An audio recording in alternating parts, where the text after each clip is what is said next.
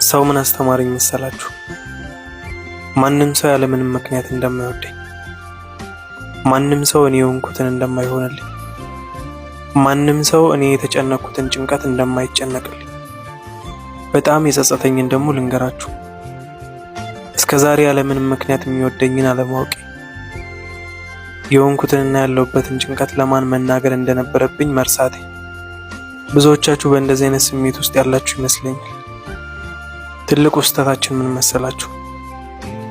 ዓለምን ሁሉ የፈጠረና የሁሉም አምላክ ፈጣሪ አንኳኩ ይከፈትላችኋል፣ ጠይቁም ይሰጣችኋል ያለንን አምላክ ትተን እንኳን ቤታቸውን አንኳኩተን ችግራችንና ጭንቀታችንን ሊሰሙን አይደለም እኛን ለማየት ለሚደብራቸው ሰዎች ችግራችንን ዝርግፍ አድርገን እንናገራለን። እነሱም ምንም እንዳልሰማ ይሆናሉ። አያችሁ፣ ችግራችሁን ለሰው አትናገሩ።